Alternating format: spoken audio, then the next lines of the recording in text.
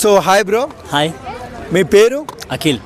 So Akhil గారు, big boss season 9 ఎలా అనిపిస్తుంది? అంటే కొత్త వాళ్ళు, మన కామన్ మ్యాన్స్ వస్తున్నారు చాలామంది. అది మనకు చాలా అంటే కామన్ మ్యాన్స్ వస్తే ఒక మనకు కూడా మనం వెళ్ళినట్టు అనిపిస్తుంది కదా. బట్ ఓకే, గుడ్, మంచి. అంటే ఎలిమినేషన్ చూస్తున్నాము అంటే బిగ్ బాస్లోకి వెళ్ళి అగ్ని పరీక్షకు ఫెయిల్ అయ్యి వచ్చిన వాళ్ళు చెప్తున్నారు ఫేక్ అని, అన్ఫేర్ అని. సో ఏం చెప్తారు దానికి మీరు? ఇప్పుడు ఫేక్ అన్ఫేర్ అనుకుంటే రీసెంట్గా బ్యానర్లు పట్టుకొని చాలామంది వెళ్ళారు.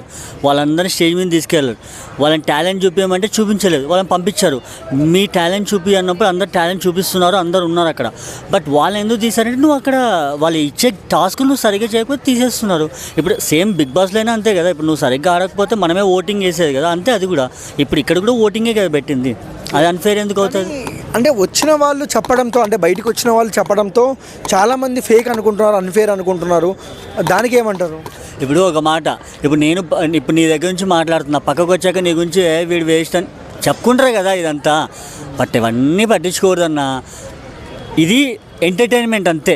అడేం నీకు మనమేం ఏం చేసేది ఏముండదు. జనాల్ని ఎంటర్టైన్మెంట్ చేస్తున్నాడు, వాడు పోయి ఏం చేసేది ఏం లేదు.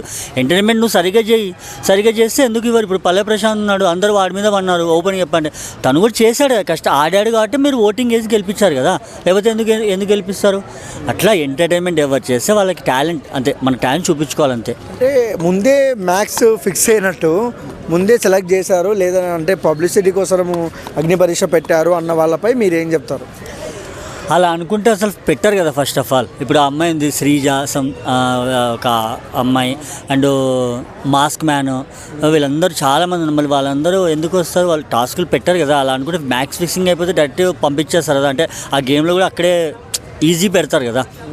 అంటే అంతా ఫేక్ టాస్కులు అంటున్నారు కదా బ్రదర్, దానికి ఏమంటారు?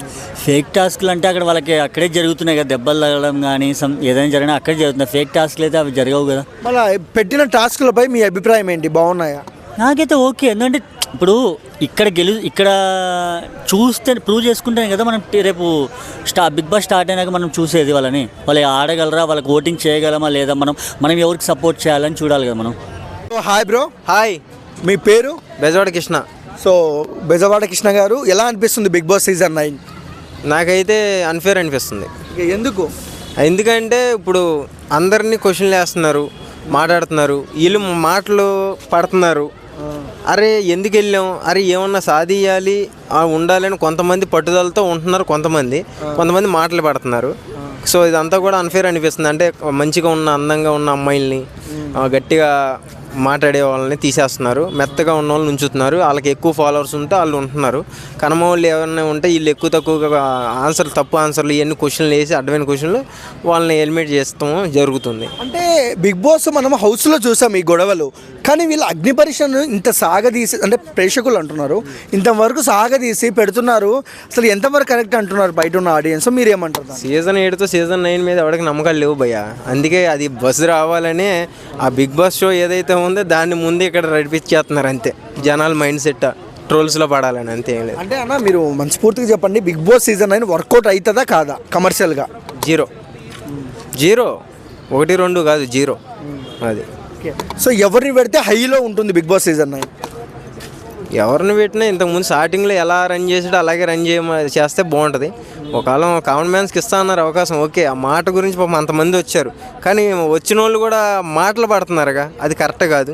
అది అంటే హోస్టింగ్ చూసుకున్నట్టే నాగార్జున గారు చాలా ఇయర్స్ నుంచి చేస్తున్నారు. సో మారిస్తే ఎవరిని పెడితే బాగుంటుంది అంటే మీ ఒపీనియన్? ఎన్టీఆర్ అయితే బాగుంటుంది. ఎన్టీఆర్. సో ఇప్పుడు అంటే స్టార్డమ్ హైలో ఉన్నాడు ఆయన, నార్త్లో కూడా. సో ఎన్టీఆర్ గారు చేస్తే ఎలా ఉంటుంది? అదే ఎన్టీఆర్ చేస్తేనే బాగుంటుంది, చెప్తున్నా. ఎన్టీఆర్ ఆల్రెడీ చేశారు. సో ఆయన టంగ్ పవర్ కానీ, ఆయన మాట్లాడే విధానం కానీ కరెక్ట్గా బాగుంటుంది. అంటే నాగార్జున తర్వాత బెస్ట్ ఆప్షన్ ఎవరైనా ఉన్నారు అంటే ఎన్టీఆర్.